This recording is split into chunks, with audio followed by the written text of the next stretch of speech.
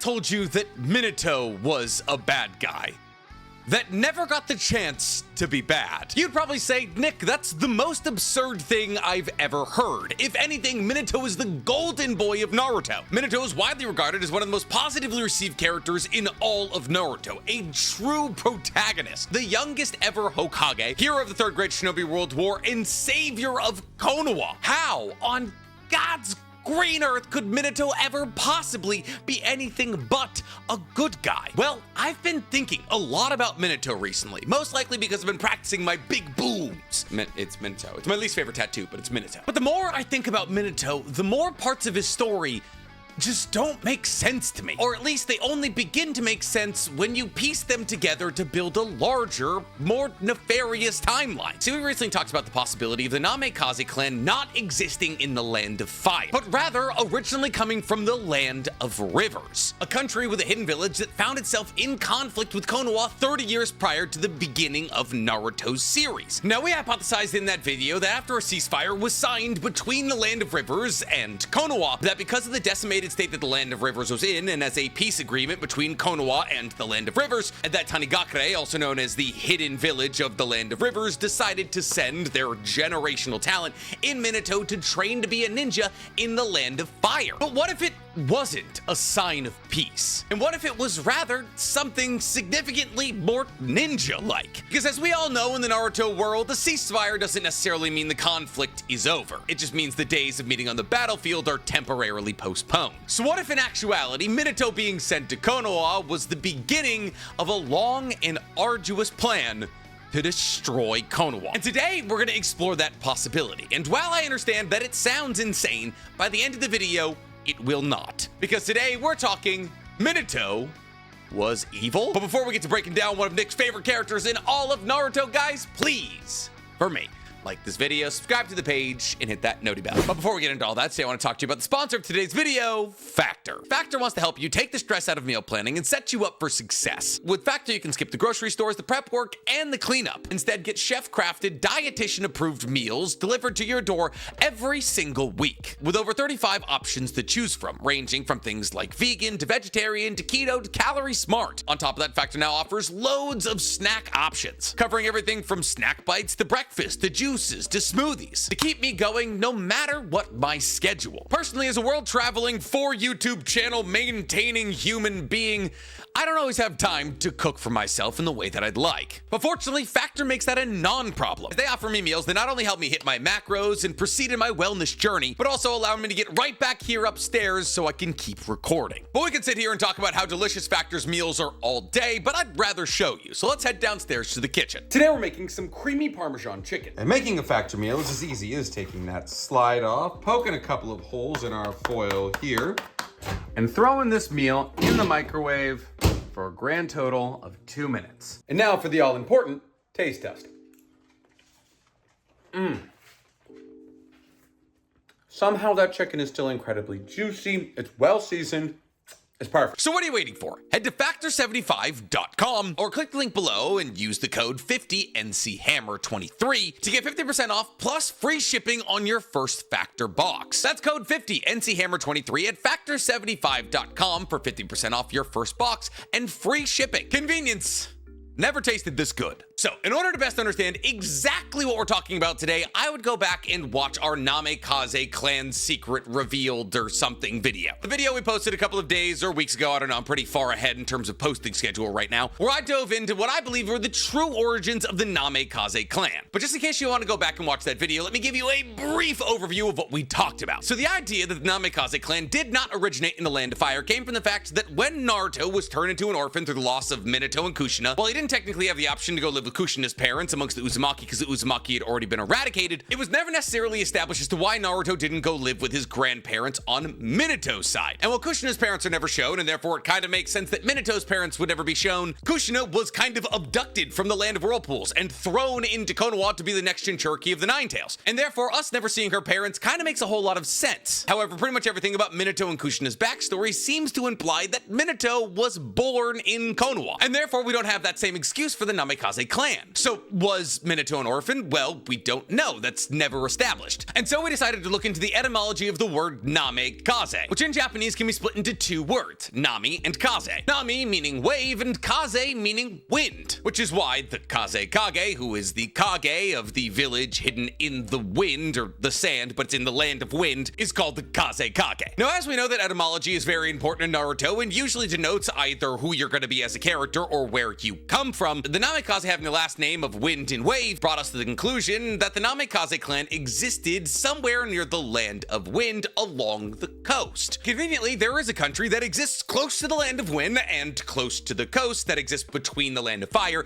and the land of wind called the land of rivers. A small country that was only ever really introduced in a filler arc in part 1 of Naruto. And this small country has rather interesting history with Konoha. That is to say, 30 years prior to the beginning of Naruto's series. So when Minato was 6 years old, as Naruto's story starts when Naruto is 12, Minato is 24 at the time of his death. And so if we take away 12 years from 30, we're left with 18. So 24 minus 18 is 6. The Land of Rivers and Tanagakure sign a ceasefire with Konoha, which is interesting because when Minato was 6 years old, there was no active shinobi wars. As we learned from the Minato one-shot, Minato was involved in the Second Great Shinobi World War, where he would have been at most 14 years old. And we know there's a pretty fair amount of time between the First Great Shinobi World War and the Second Great Shinobi World War. More than 8 years. And thus it seems to imply that Tanagakure and Konoha were involved in one-on-one, country-on-country combat, which seems to imply that Tanagakure had a lot of strong shinobi. And as the Namikaze clan was able to produce Minato, that would seem to imply, based off everything we learned about Naruto and genealogy, that is to say that strong shinobi make strong kids, that it would make sense if the Namikaze clan was able to create Minato, then the rest of them must have been pretty strong. Now, our idea in the video where we talked about the Namikaze clan origins was that in a way to pave over the tensions between Konoha and Tanagakure, the newly founded allies, and because it was established in the filler arc where Tanagakure in the Land of Rivers is introduced, that this conflict not only devastated the strength of Tanagakure, but also a lot of their infrastructure and teaching ability. And thus there's a fair amount of possibility that Tanagakure wanted their shinobi to be as strong as possible. They could send them to an allied village. However, what if that's assuming too virtuous of intentions from a universe that usually leans into the most nefarious outcome possible? See, conflicts don't just get paved over quickly in the Naruto universe. Hatred festers, and the shinobi conflicts enter an endless cycle of combat and pain. It's like literally the entire point of Naruto. The reason that there's been 4 and very close to 5 Great Shinobi World Wars, even though at the end of every single one of them a ceasefire of some sort is signed, is because all of the hidden villages are in a perpetual state of posturing against each other to try and capitalize on things like resources and manpower. And thus time and time again, when the shinobi world believed to be in a state of peace, the other ninja villages specifically proved that that was not the case. Like literally, just in situations where other villages were trying to get a leg up on Konoha, we had situations like Orochimaru founding the Hidden Sound village, killing Rasa, impersonating him, and then coercing the Hidden Sand to send their Genin and the Sand siblings to Konoha's shooting exams. Also, the combined forces of the Hidden Sound and the Hidden Sands could work together to invade Konoha when they least expected it. But this isn't the only situation where a village that was presumably peaceful tried to get one up on Konoha. Towards the end of the Third Great Shinobi World War, when the Hidden Cloud decided to sign a ceasefire with Konoha, and as the two most powerful nations involved in that conflict that undoubtedly would have ended the Third Great Shinobi World War, the Hidden Cloud sent emissaries to Konoha to sign the peace treaty. However, those emissaries were actually there for a completely separate reason, and that completely separate reason was to kidnap somebody with a Byakugan so they could figure out its secrets. Now, Heizashi Hyuga, Neji's father, ends up cutting down one of these emissaries and saving Hinata. Because he's the head of the side family and those were peace emissaries from the Hidden Cloud, he had to give up his life. When Tobirama during the First Great Shinobi World War went to the Hidden Cloud to sign a peace treaty with the second Raikage, Kinkaku and Ginkaku led a force against them and almost killed Tobirama. Towards the end of the Third Great Shinobi World War, when the Hidden Stone signed a peace treaty with Konoha, Inoki sent a force of 1,000 shinobi to try and get one over on Konoha while their guard was down. But Konoha is guilty of doing things just like this as well. Kabuto was actively recruited out of the route by Danzo and was sent to spy in other villages to gather information about them during peace times between Konoha and those other villages that Kabuto was spying on. So is it crazy to assume Tanagakure, the hidden village of a small country that exists between two major nations in the Land of Wind and the Land of Fire, when they were eventually defeated in one-on-one combat against Konoha and had to sign a ceasefire, decided, you know what?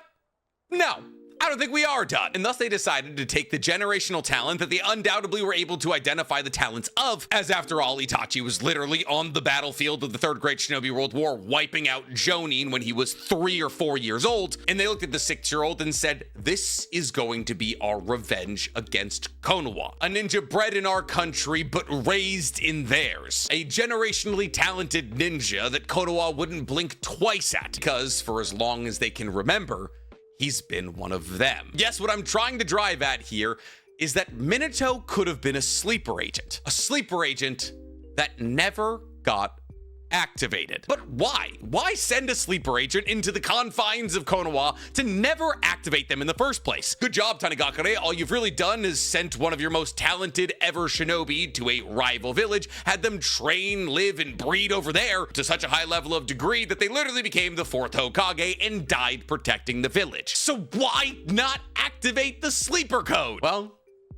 because there was no Tanigakure to do it. See, because only 2 weeks after the ceasefire was signed with Konoha, Tanigakure was wiped out. The long game that Tanigakure was playing with Minato, like the hidden mist with Rin, unfortunately never panned out. It was another village identifying the weakness of Tanigakure in this moment and using that opportunity to make them disappear. But does that mean that Minato wasn't still on his mission to possibly destroy Konoha one day?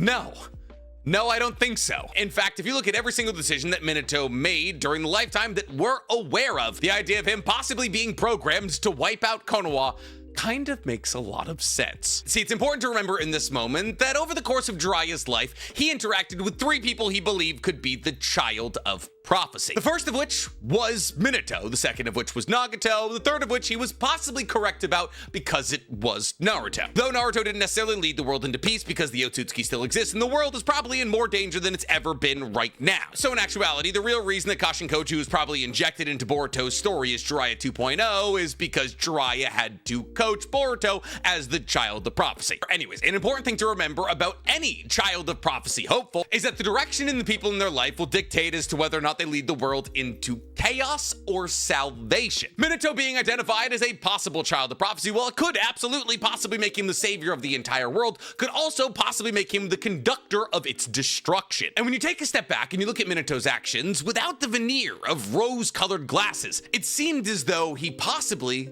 could have been beginning to conduct that destruction. See, one of the first things that we ever see from Minato is his immediate gravitation towards Kushina. When the rest of the kids in the Shinobi Academy were making fun of Kushina for either her hair color, the fact that she didn't have a family, or the fact that she was going to become the host of Kurama, Minato went against the grain and pretty much immediately fell in love with her. So much so that when Kushina was abducted by the Hidden Cloud because they wanted to get their hands on Kurama, and possibly the sealing jutsu that the Uzumaki were known for, Minato took flight and was able to cut down the Hidden Cloud Shinobi responsible for her kidnapping faster than the actual team of ninjas that was sent to save her. And while this is a really cute moment that does a good job of setting the foundation of their relationship as they would one day become Naruto's parents, and Minato obviously at this age was already a high Jonin level threat, something that has been proven to be possible with the likes of Shisui, Itachi, Minato, even Gaara, and therefore him cutting down these Jonin and saving Kushina isn't really that out of the ordinary. But if you think about this moment for just 1 second, if you wanted to destroy Konoha, how would you go about it? Well, if you were thinking like somebody inside the Naruto universe, you'd probably say something along the lines of release a tailed beast inside of Konoha. In fact, in the 5 ploys to destroy Konoha, those being Madara versus Hashirama, the Hidden Mist putting Isobu inside of Rin, Obito attempting to release Kurama from Kushina on the night of Naruto's birth, the Konoha Crush arc,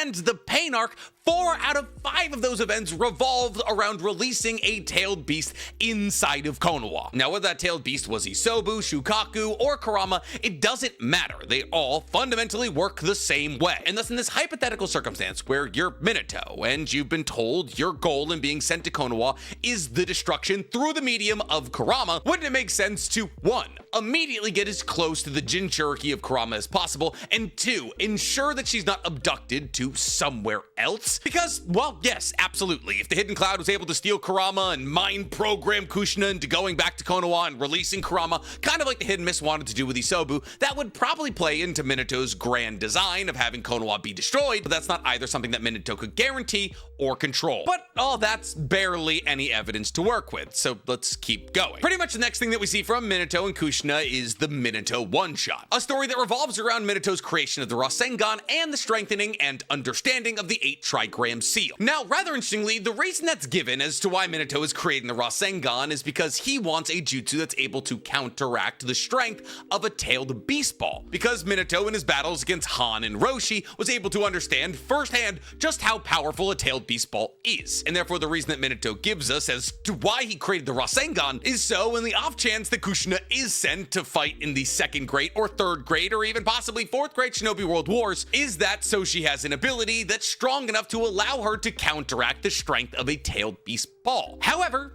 this idea doesn't necessarily make any sense from Minato. 1, we never see Kushina use the Rasengan, and 2, we never see him try to teach her, and 3, at this moment, Kushina was confined to a certain section of Konoha. There was essentially a large area of effect seal that made the seal on Kurama stronger inside of Kushina, and if she left this area of effect, she was at a substantially higher chance of having Kurama break out of her. This is why later on in the one-shot, when she does leave that area of effect of the boosted sealing jutsu, Kurama breaks out of her, and Minato has to battle against a version 2 Jinchuriki cloak Kurama. And therefore the idea that Kushina, who couldn't leave Konoha, would ever be involved in combat against the other Jinchuriki doesn't make any sense. I mean, yeah, sure, there is the possibility that the other Jinchuriki happened to wander into her part of Konoha, but that's like training a quadriplegic how to use a gun. They're not going to get drafted. Why are you worried about it? So what if in actuality Minato created the Rasengan for the exact reason that he used it, which was to be strong enough to beat back a tailed beast? I mean, because in the circumstance that Minato had a jutsu that was strong enough to defeat a tailed beast, he could be in control of said tailed beast. And you know what happened? Exactly that. Minato obviously finds himself in combat against the version 2 Jinchuriki cloak Kushina, who's freaking out because she has no control over Kurama. However, because of how the 8 trigram seals work, something that, mind you, Minato was purposely doing research on, Minato was able to inject himself into the 8 trigram seal to battle against Kurama. Thus, it was revealed to us that the way that the 8 trigram seal works is that you inject the chakra of the one you love into your 8 trigram seal, and that chakra is able to keep the evil that you have sealed inside of you at bay. And while once again this is a very touching moment that shows us just how much Minato cared about Kushina, if you look at it from another perspective, in this moment where Kushina lost complete and total control of her body and Kurama was raging out of her, Minato took this opportunity to use the jutsu that he created to defeat Kurama in combat, inject his chakra into the sealing jutsu on Kushina so that he and he alone would be responsible for the continuation of Kurama's sealing inside of her. And now that Minato's chakra was actively a part of Kushina's 8 trigram seal, she was able to leave the area that she was confined to, which not only kind of technically put her in more danger than she was in before, as now there was a legitimate and sound reason to send her into combat, but could also very possibly put her in situations where she became overwhelmed in combat and would have to become reliant on the chakra of Kurama. And as we've seen with Naruto, those kinds of situations lead to the full releasal of Kurama and widespread destruction. He then impregnates that female Jinchuriki, knowing with 100% certainty on the night that she gave birth to Naruto that the seal holding Kurama in would be at its absolute weakest. And while I'm not saying that he worked with Obito, it's never explained how Obito was able to break through the barrier that was placed around Kushina while she was giving birth. And while most likely it had something to do with the Kamui, it is an interesting tidbit of information that never gets explained. But I know what a lot of you are saying right now, but Nick, Minato fights to save Konoha. He literally gives his life up to save Konoha. And he does. Kind of. And here's the thing, it's at this point that I'd like to remind you that I'm talking about Minato as a sleeper agent that never gets activated. Like he's undercover. And therefore technically it would be within the confines of his undercover mission to continue fulfilling his role as the 4th Hokage, which would, yes, include saving Konoha. But here's the thing, there's really only one moment in which Minato actually ever fights for Konoha. See, admittedly, when Kurama is fully released and rampaging inside of Konoha, Kurama tries to release a tailed beast ball that would hit the Hokage stone faces. And this tailed beast ball undoubtedly would have destroyed a large part of Konoha. And so the reasonable counter argument here is, why on God's green earth would Minato use a flying Raijin portal and use up a ton of chakra to teleport that tailed beast ball away? I mean, that tailed beast ball would have basically accomplished everything that Minato supposedly was trying to. Right? Well, yeah, 100%. But once again, we're not talking about an activated sleeper agent here, because remember, there's no one to activate him. On top of this, rather interestingly, if you go back and you watch that fight, it's not really Minato who saves Konoha. Yes, he has that moment where he teleports a tailed beast ball away, and that is saving Konoha, don't get that twisted. But Minato spends the majority of that night saving Naruto and Kushina. In actuality, the real people who save Konoha on that night are 1, Hiruzen, who pushes Kurama outside of the village, and 2, Kushina, who uses adamantite chains to create a dome around the battlefield that Kushina, Minato, and Kurama were about to use. 1, not only ensuring that other shinobi couldn't break into this battle and lose their life, but 2, ensuring that Kurama could not break out. Mind you, at this point, it was fairly obvious to everybody who was watching Kurama be controlled that Kurama was being controlled by a Sharingan user, something that Minato undoubtedly would have been able to identify, and also probably understand that in that moment he didn't have the capacity to break Kurama out of that Genjutsu-fueled rage. Now we obviously know how this night unfolds. Minato defeats white-masked Obito, Hiruzen pushes Kurama outside of the village, Kushina makes the adamantite chain dome, and eventually the combined forces of Minato and Kushina are able to work together to defeat Kurama. But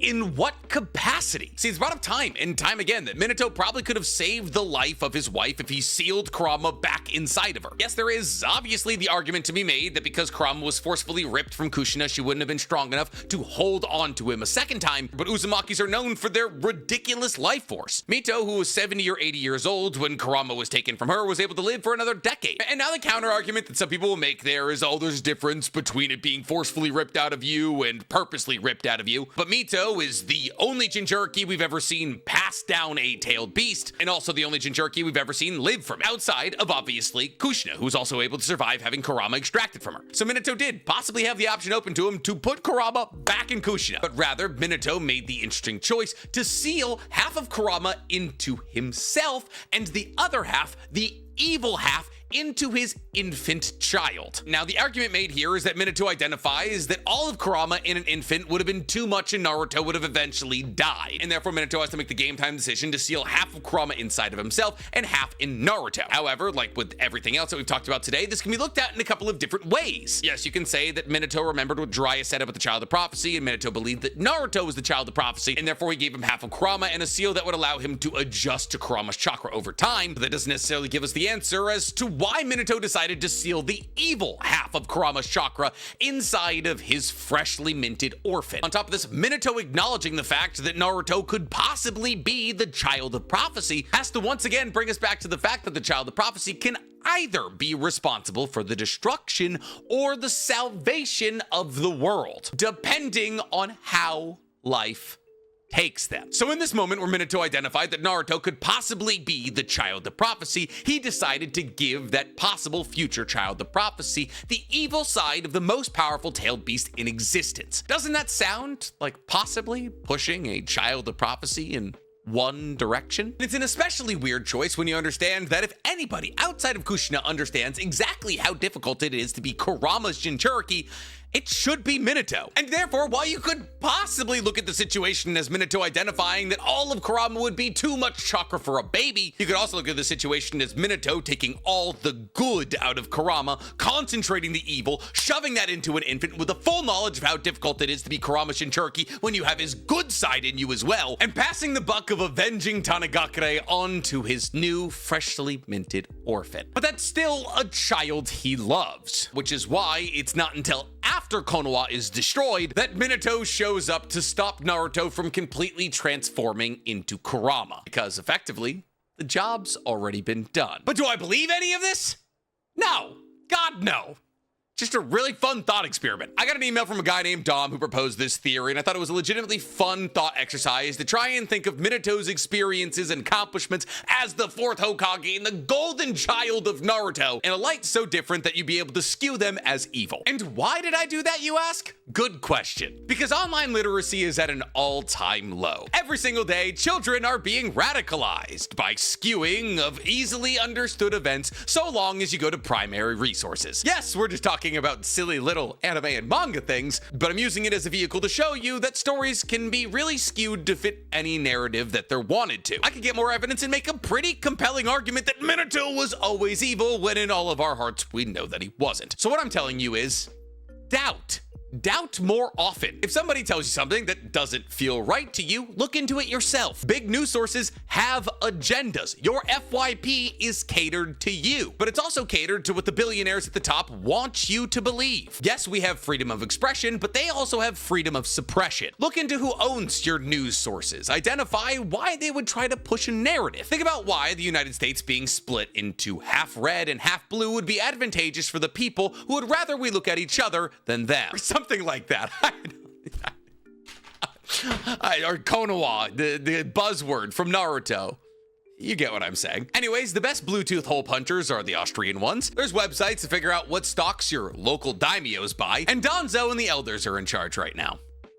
You gonna let that happen? Anyways, make sure you like the video, subscribe to the channel, and hit the noti bell. Think about what Minato would do.